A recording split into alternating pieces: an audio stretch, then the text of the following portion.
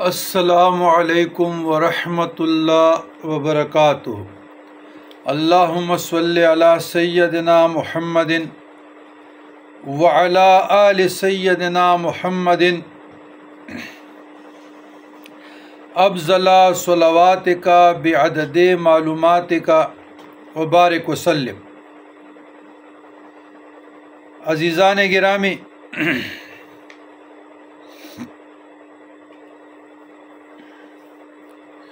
میرے ہاتھ میں یہ ایک کتاب ہے، فتح المتعال فی مدح النعال، فضائل نعلین حضور صلی اللہ علیہ وسلم، امام احمد المقری الطلمسانی، 952 ہجری 1041 ہجری تک۔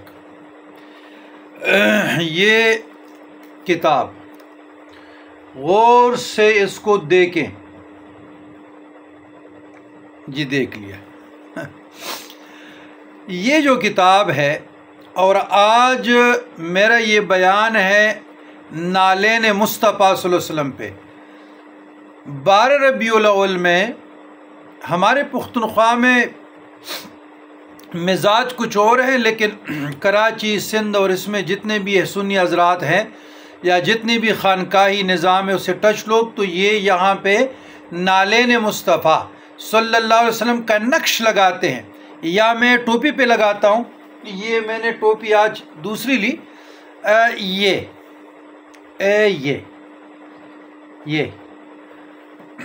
اب کافی اس میں مہینے گزر گئے، میں سوچ رہا تھا کہ اس پر میں کچھ بیان کروں۔ تو یہ کتاب سالوں پہلے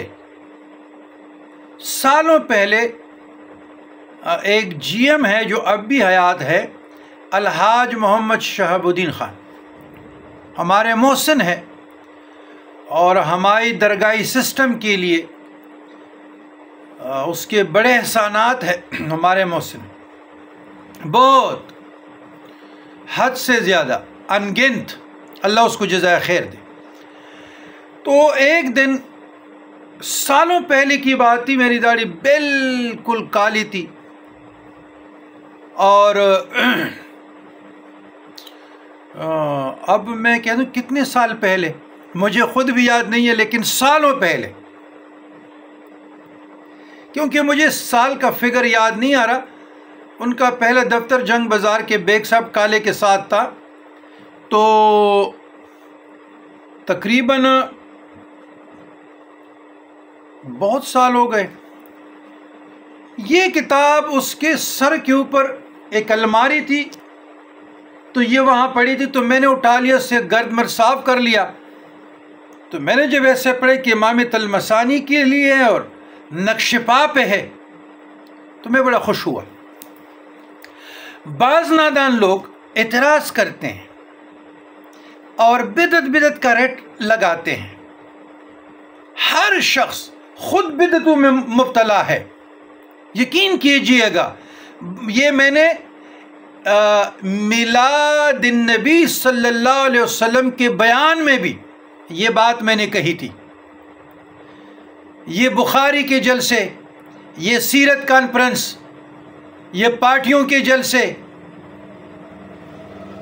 یہ رنگ برنگے جبے پہنا، یہ بدعتیں ان کو نظر نہیں آ رہی، لیکن ایصال ثواب پہ بات آ جائے، جنازے کے بعد دعا پہ بات آ جائے، میلاد النبی صلی اللہ علیہ وسلم پہ بات آ جائے، یا بزرگان دین کی آراس یا ان کے اوپر جو گنبدوں کا ذکر آ جائے، بس بدعت، حالانکہ ان کی دلائل بڑے کمزور ہے۔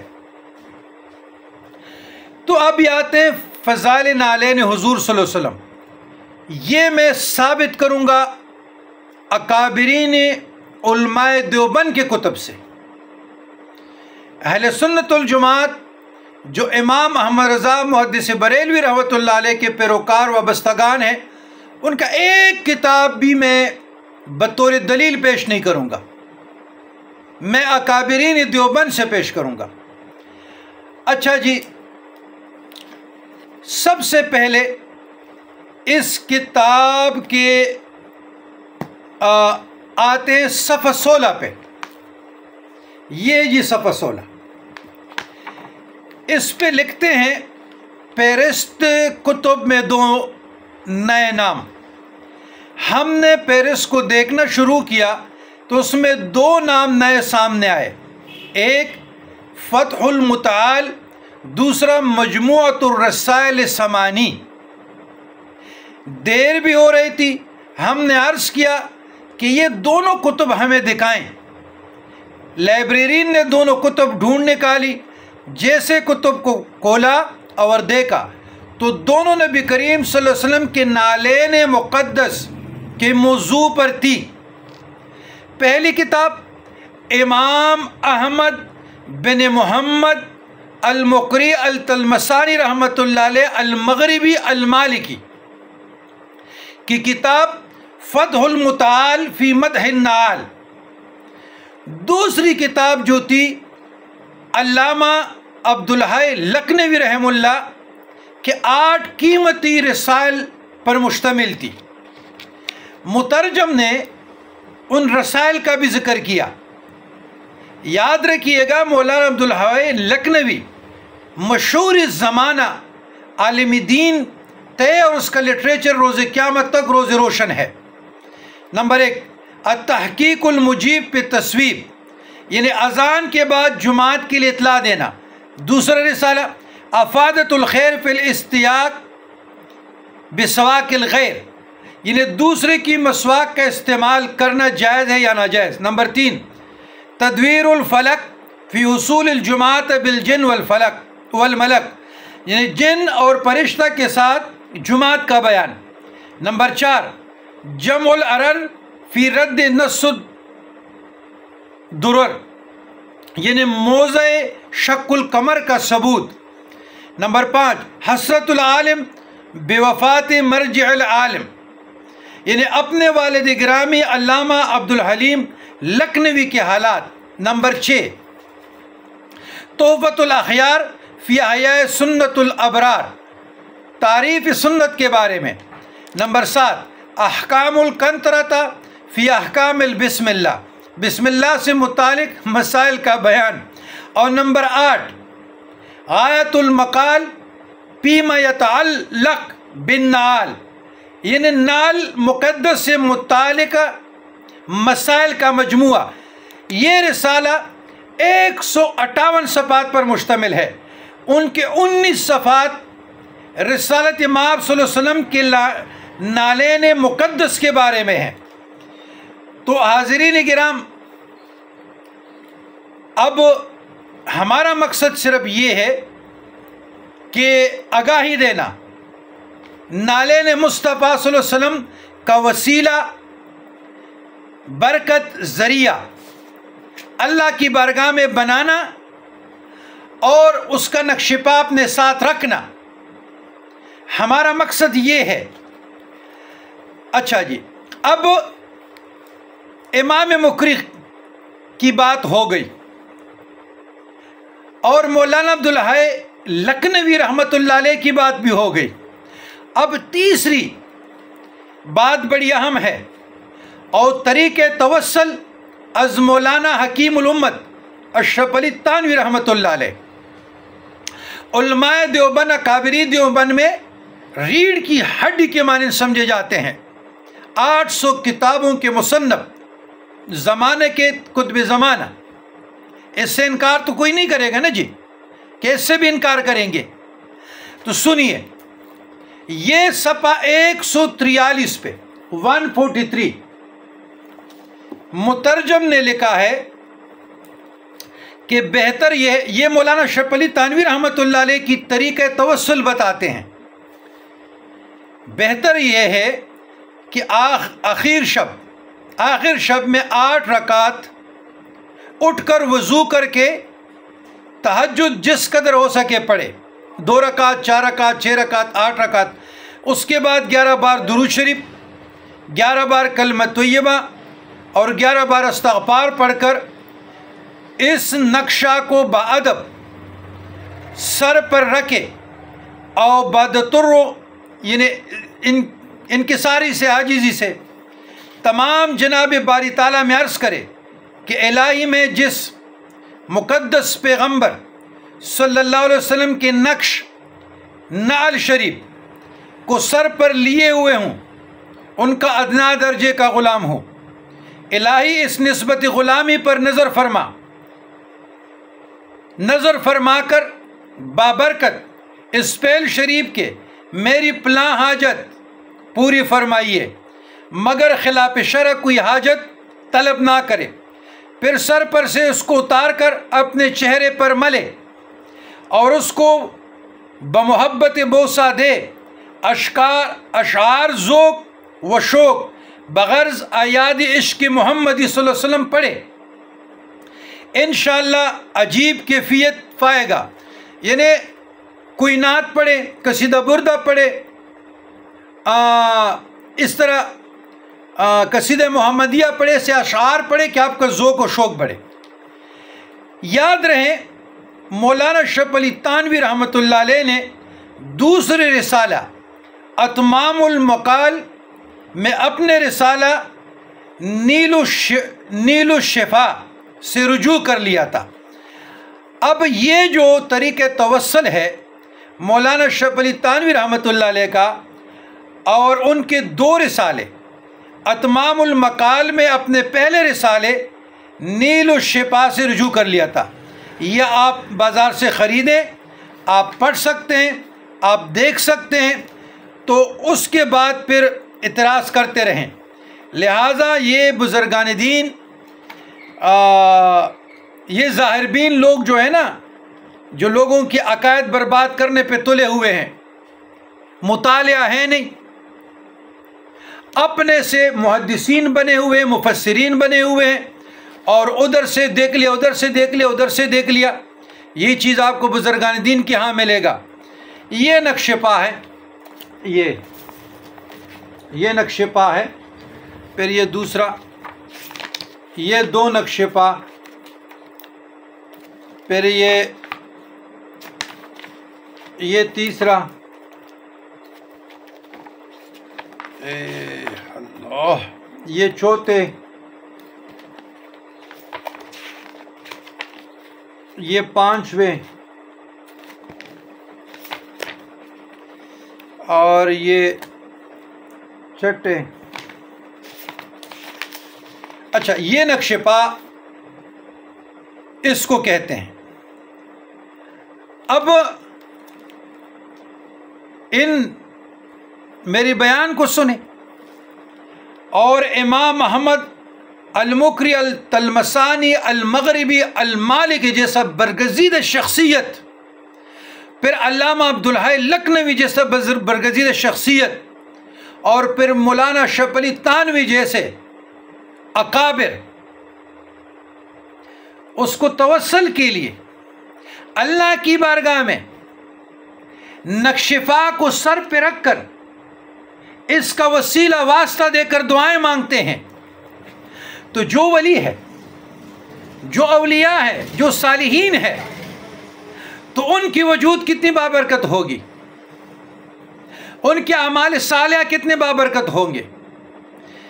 نقشفا کی نسبت تاجدار کائنات صلی اللہ علیہ وسلم سے ہو گئی، تو میرا مراد ذات صالحہ اور اعمال صالحہ، یعنی تاجدار کائنات صلی اللہ علیہ وسلم کا بابرکت وجود، اس کی بحرمت، اس کے بحق، اس کے وسیلے سے جب ہم اللہ کی درگاہ میں ہاتھ اٹھاتے ہیں، بحرمت مصطفیٰ،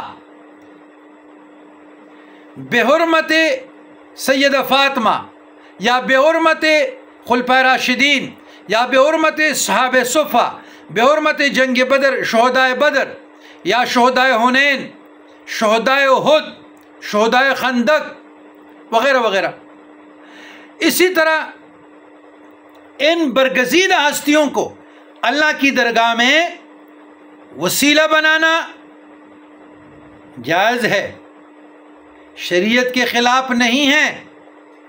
اور اس پر سب سے بڑی کتاب شواہد الحق، میرے ساتھ ادھر ٹیبل پر بھی پڑھا ہے، وہ آپ پڑھیں، شواہد الحق۔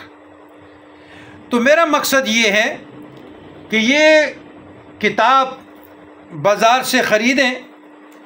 مجھے تو سالوں پہلے ملی تھی، اور یہ جناب جامعہ اسلامیہ حبیبیہ شاہ گنج حیدرآباد انڈیا سے ملے گی.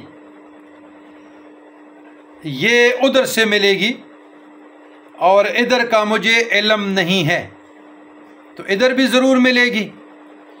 تو یہ بہت بابرکت کتاب ہے، اس کو پڑھیے. عقائد و جہان صلی اللہ علیہ وسلم کے والدین کریمین حضرت سیدنا عبداللہ رضی اللہ تعالیٰ عنہ، سیدنا آمنہ رضی اللہ تعالیٰ عنہ، ام حبیب اللہ سید الشہداء امیر حمزہ رضی اللہ عنہ کی بارگاہ اقدس میں یعنی اس کتاب کا ہدیہ عقیدت پیش کرتے ہیں، اور خدام نقوش لعلین حضور صلی اللہ علیہ وآلہ وسلم.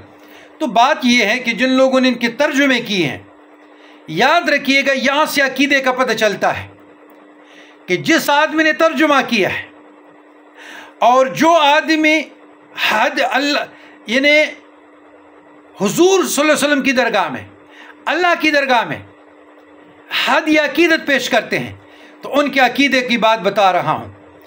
عقائد و جہان رحمت للعالمین صلی اللہ علیہ وسلم کی والدین کریمین، بہت لوگ بڑے بڑے علماء یہ وہ ابھی تک تو یہ ڈیسائیڈ نہ کر سکے کہ حضور کے والدین کوئی کہتے ایمان پہ ہے یا نہیں ہے.